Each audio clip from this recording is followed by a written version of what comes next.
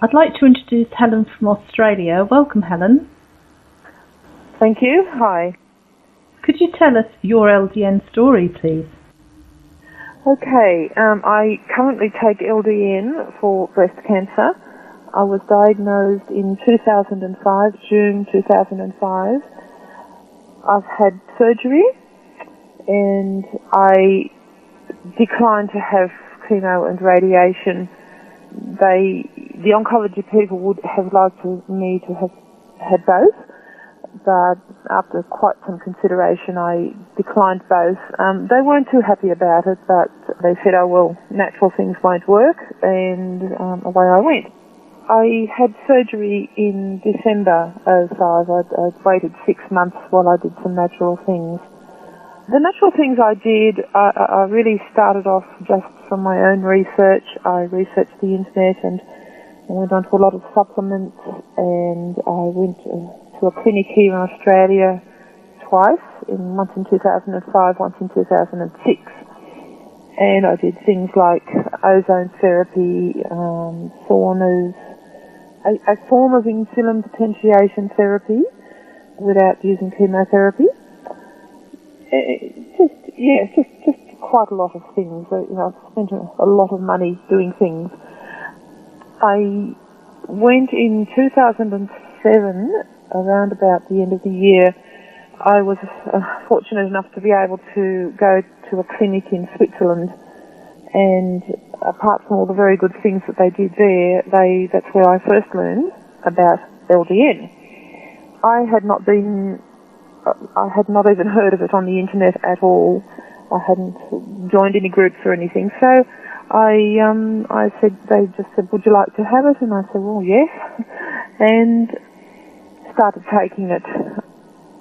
I've noticed on the groups that I'm in, the Yahoo groups, a lot of people are saying things like, oh, I'm too scared to take it, or I'm very apprehensive, or I don't know what's going to happen, am I not going to sleep, or am I going to have dreams, or things like that.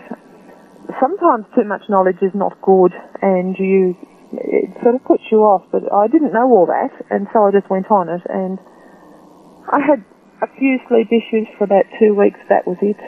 The dreams are fine. Now and again I have a more vivid one than normal, but no problems really. And I've been on LDN now since November 2007, so that's just over 3 years. So it's basically 5.5 years now since I was diagnosed with cancer.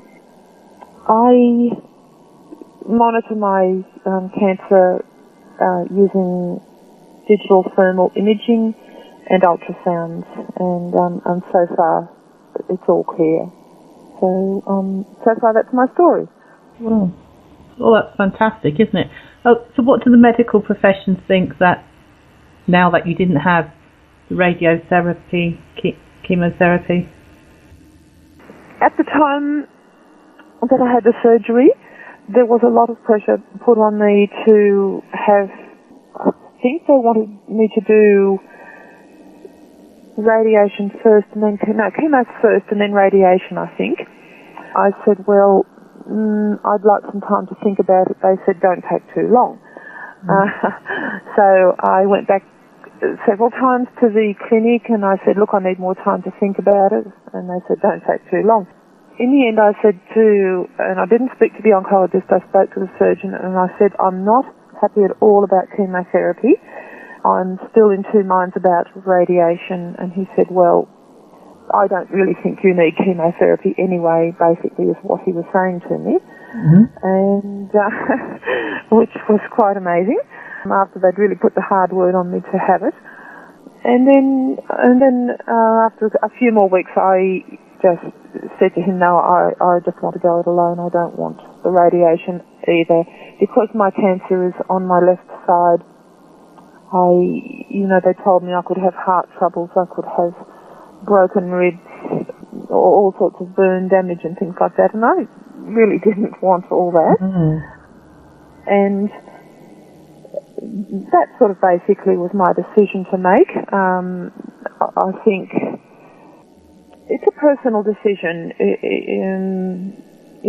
Some women have chemotherapy, radiation, nothing else, and they go on, to live a full and happy life thereafter. So I'm not saying that these things are wrong. I'm just saying for me that was my decision, and I'm happy with my decision, and it's just something that you have to be happy with your decision. You have to be happy with the route you take and not be pressured into any one particular way. Well, I think that's absolutely spot on. Like you say, your decision. But your story is really remarkable. That is very good news, isn't it? It's good news. It's I guess unlike most people I've read on the group, I've not been through the radiation and chemotherapy and then come to LDN. I've come to LDN without having those things, and I'm glad that happened that way. I do believe that even if you do choose to have radiation and or chemotherapy for whatever cancer you may have, I do believe that the LDN is just so important in helping you to get through it all and to help the body repair. I think people seem to come through it a lot quicker and a lot easier, a lot less stress on the body, and a lot less stress on the immune system by having the LDN at the same time. That's if they're allowed to, of course. Well, thank you very much, Helen, for sharing your story with us. How inspirational was that? Thank you. Okay, thank you very much, Linda.